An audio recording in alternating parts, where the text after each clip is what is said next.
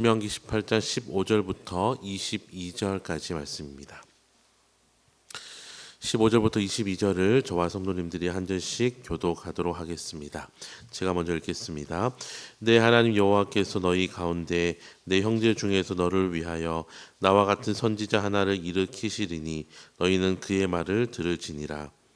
이것이 곧 내가 총회의 날에 호렙산에서 내 하나님 여호와께 구한 것이라. 곧 내가 말하기를 내가 다시는 내 하나님 여호와의 음성을 듣지 않게 하시고 다시는 이 큰 불을 보지 않게 하소서.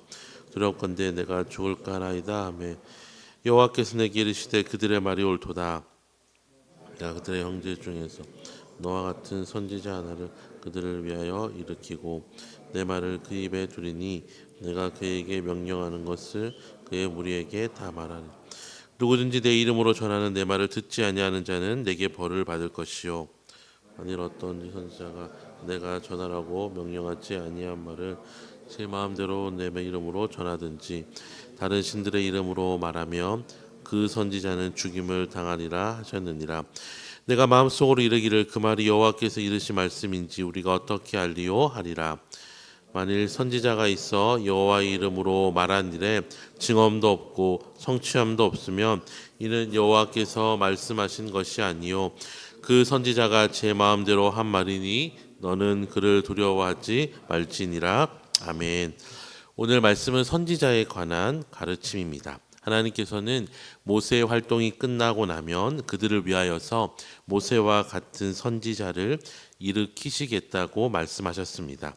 15절에 나와 같은 이라는 표현은 모세에게 부여하신 고난을 새롭게 세워지는 선지자도 그대로 이어받는다는 뜻입니다. 그렇기 때문에 새로운 선지자가 세워졌을 때 이스라엘 백성은 하나님이 세우신 모세에게 순종했듯이 새로운 선지자에 대하여서도 순종하여야 했습니다.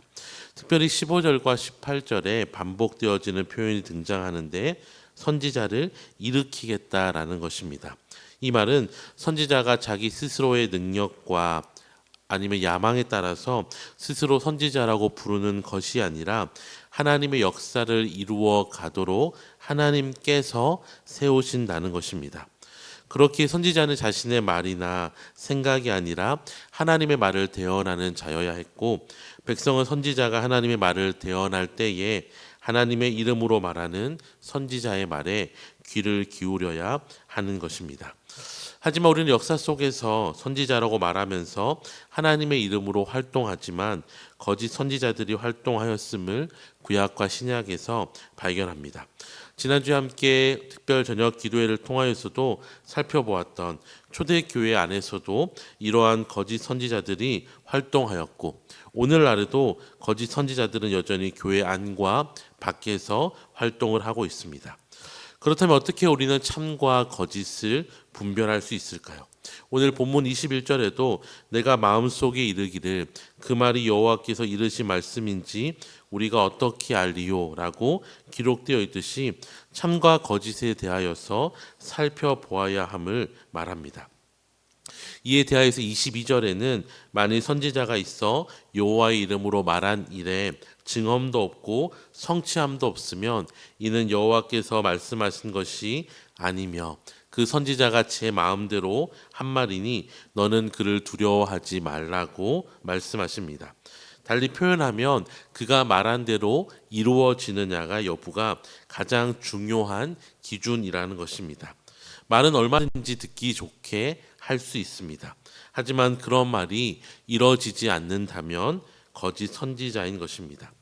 여전히 우리의 기억 속에 남아있던 그 당시 전국을 떠들썩하게 했던 휴거를 주장하였던 다미 선교회도 여러 가지 근거를 대면서 휴거는 온다고 이야기하면서 교회뿐만이 아니라 일반인들에게까지 관심을 집중시키면서 연일 뉴스에 오르내렸지만 결국 그들이 주장하는 휴거가 오지 않음을 통해서 그들의 말이 거짓인 것이 드러난 것처럼 거짓 예언자의 말은 결국 이루어지지 않는 공수표와 같은 것이기에 우리는 그 말에 귀 기울일 필요도 또 그 예언을 두려워할 필요도 없는 것입니다. 사랑하는 성도 여러분, 하나님께서는 오늘 거짓 예언자의 말들은 이루어지지 않을 것이기에 그들을 두려워할 필요가 없다고 말하는 것을 반대로 생각해 보면 참된 예언, 달리 표현하면 우리에게 주어진 이 말씀과 그 안에 있는 약속은 반드시 이루어질 것임을 성경은 보여줍니다. 비록 당장은 내 삶에 이 말씀대로 성취되어지는 것 같지 않고 아무런 변화가 없어 보인다 할지라도 하나님의 말씀은 반드시 성취됩니다. 왜냐하면 하나님께서 참이시요 그분의 말씀도 참이시요 그분의 약속도 참된 것이기 때문입니다. 우리가 이것을 신뢰한다면 우리는 거짓 선지자들을 두려워할 필요가 없을 뿐만 아니라 말씀을 성취하실 하나님을 향하여서는 우리가 마땅히 가져야 할 태도가 바로 하나님을 경외하는 것임을 기억해야 합니다. 하나님을 경외한다는 건 하나님을 인정하는 것을 훨씬 넘어서서 하나님을 무겁게 여기는 것, 하나님을 하나님답게 여기는 것을 의미합니다. 그리고 이러한 경외함은 우리의 삶을 불편하게 만드는 것이 아니라 우리를 악으로부터 지켜주는 울타리가 되어줍니다. 하나님을 하나님의 자리에 두지 않을 때에 우리는 반드시 삶의 문제를 경험합니다. 그 어떤 것도 하나님의 자리를 대신할 수 없음을 우리가 믿지 않고 여전히 다른 것으로 그리고 나를 그 자리에 올려놓았을 때에 우리의 삶은 세상의 악함에 무방비로 노출될 수밖에 없는 것입니다. 오늘날 많은 교회의 지도자들이 넘어지는 이유가 무엇입니까? 그것은 바로 하나님을 경외함을 잃어버릴 때에 하나님의 일로 시작하였다가 세상의 일로 사람의 일로 마무리하게 되는 것입니다.